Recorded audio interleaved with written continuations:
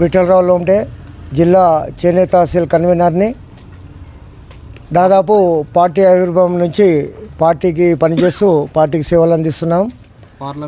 Parliament ఎన్నికల సందర్భంగా ఈరోజు మోడీ బహిరంగ సభ సందర్భంగా పెద్ద ఎత్తున ఇక్కడి నుంచి యువకులు పెద్దలు అందరూ కూడా పెద్ద ర్యాలీతో నారాయణపేట బహిరంగ సభకు చేరుకోవడం జరుగుతుంది.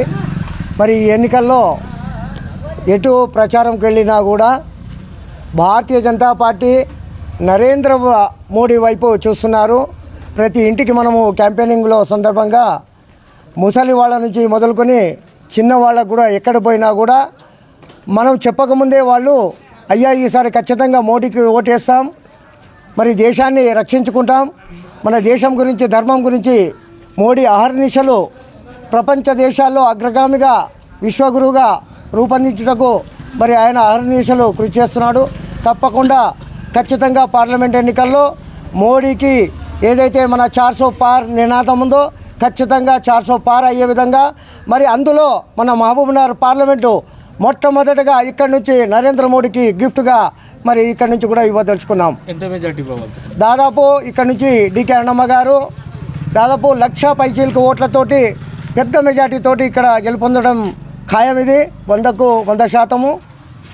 నారాయణపేట ఎమ్మెల్యే పర్ణికారెడ్డి గారు ఏమంటున్నారంటే ఖచ్చితంగా మేము వంతు చెందా నన్ను గెలిపిస్తామని వాళ్ళు అంటున్నారు. పర్ణికారెడ్డి మాట్లాడేది మొన్నటి గత అసెంబ్లీ ఎన్నికల్లో ఏదో బీఆర్ఎస్ పైన కొంత వాళ్ళపై వ్యతిరేకతతో వాళ్ళు కాంగ్రెస్ వైపు కొంతమంది జనాలు వీళ్ళ మోసపూరిత వాగ్దానాలు ఏవైతే 6 గ్యారెంటీలు ఉన్నాయో ఆ గ్యారెంటీలను నమ్ముకొని వాళ్ళు వేయడం జరిగింది తప్ప కాంగ్రెస్ పైన ఏమాత్రం కూడా అభిమానం లేదు.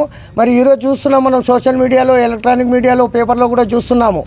చాలా మటుకు కాంగ్రెస్ పార్టీ బడా నాయకులు ఒక ముఖ్యమంత్రి హోదాలో మరి అదేవిధంగా అద్దంకి దయాకర్ గారు కూడా మరి ఏదైతే హిందూ సమాజం పట్ల చాలా చులకనగా మాట్లాడుతున్నారు దాని గురించి కూడా చాలామంది హిందువుల్లో ఖచ్చితంగా మరి వీళ్ళంతా కూడా మన వ్యతిరేకులే ఉన్నారు. ఖచ్చితంగా భారతీయ జనతా పార్టీకి ఓటేసి ఖచ్చితంగా ఎక్కువ మెజార్టీతోటి గెలిపించాలని మాజీ ఎమ్మెల్యే రాజేందర్ రెడ్డి బీఆర్ఎస్ చేసిన సంక్షేమ పథకాలే మమ్మల్ని గెలిపిస్తాయి, మన్నె శ్రీనివాసరెడ్డి భారీ మెజార్టీతో గెలవబోతున్నారు. సమస్యనే లేదు, బీఆర్ఎస్ది ఊసే లేదు. మీరు ఎక్కడ పోయినా కూడా ప్రతి గ్రామంలో కుగ్రామాల్లో కూడా ఈరోజు తాండల్లో కూడా మనము ఏదైతే బీఆర్ఎస్ ఉందో స్తబ్దత నెలకొన్నది.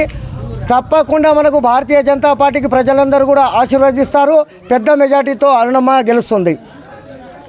ఎంత మెజార్టీ రావచ్చు? దాదాపు 1,00,000 పైచీలకు ఓట్లతోటి మొట్టమొదటి డిక్లేర్ అయ్యేది మహబూబ్నగర్ సీటే.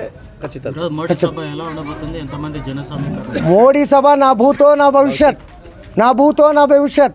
మోడీ సభ కని విని ఎరగనట్టు గతంలో జరగలేదు, భవిష్యత్తులో కూడా అటువంటి నారాయణపేటలో కనీసం నిలబడడానికి కూడా ప్లేస్ ఉండదు. ఇప్పటికే చాలా జనాలు జన సమీకరణ జరిగిపోయింది, చాలామంది కూడా అక్కడికి చేరుకోవడం జరిగింది సభాస్థలికి. నాగూరావు నామాజీ యొక్క నాయకత్వం అనేది నారాయణపేట నియోజకవర్గంలో ఎలా ఉంది?